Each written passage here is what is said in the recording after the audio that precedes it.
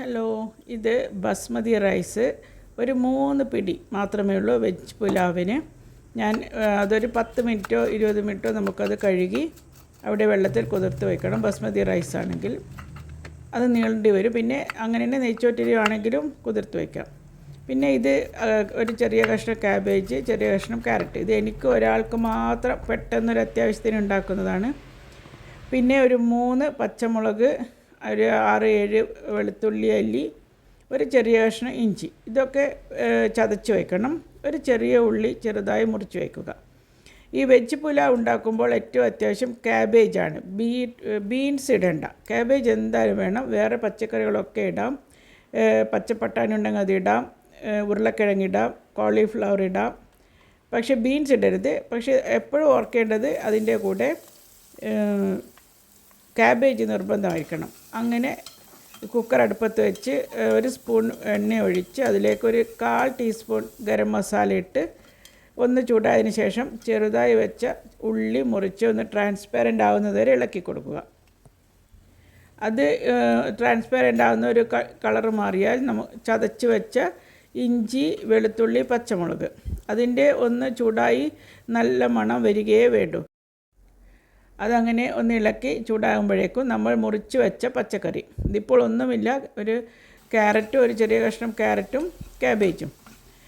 പെട്ടെന്ന് എന്തെങ്കിലും ഉണ്ടാക്കണമെന്ന് തോന്നിയാൽ, ഒന്നുമില്ലെങ്കിൽ ഇതാണ് എൻ്റെ പരിപാടി. അപ്പോൾ അത് തക്കാളി ചേർക്കണം. ഇങ്ങനെയുള്ളപ്പോൾ ആദ്യമേ തക്കാളി ഒരിക്കലും മുറിച്ച് വയ്ക്കരുത്. അത് അന്നേരം മുറിച്ചിട്ടാൽ മതി, അല്ലെങ്കിൽ കൂടുതൽ വെള്ളം അതിൽ നിന്ന് ഒഴുകിപ്പോവും.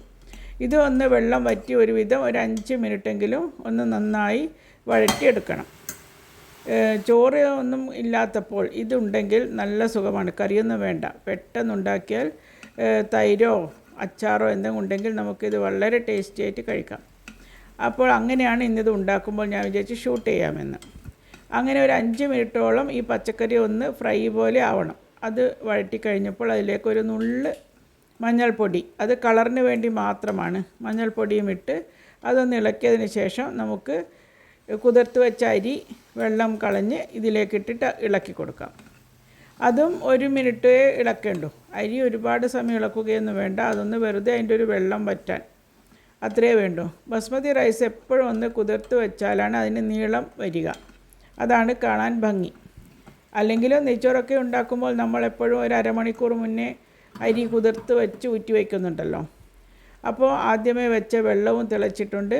ഇനി നമുക്ക് ഇതിൻ്റെ അളവ് എന്ന് ഞാൻ എപ്പോഴും പറയുന്നത് ഒരു വിരൽ മടക്കിൻ്റെ അത്ര, ഒരു 1/4 ഇഞ്ച് മുകളിൽ വെള്ളം വരണം, അത്രയേ വേണ്ടൂ. അരിക്കും വെള്ളത്തിനും ഒന്നും അളവ് വേണ്ട.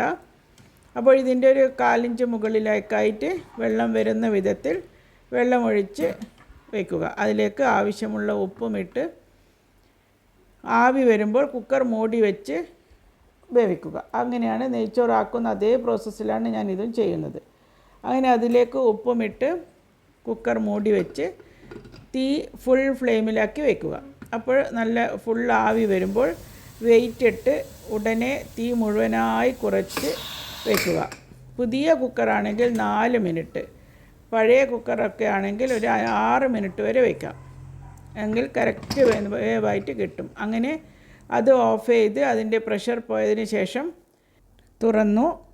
സൂപ്പർ വെജ് പുലാവ് റെഡി ആയിട്ടുണ്ട്. പിന്നെ ഇതൊക്കെ ചൂടോടെ കഴിക്കണം, അതാണ് അതിൻ്റെ ടേസ്റ്റ്.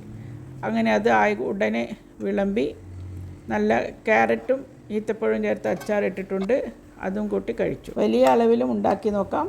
Thanks for watching.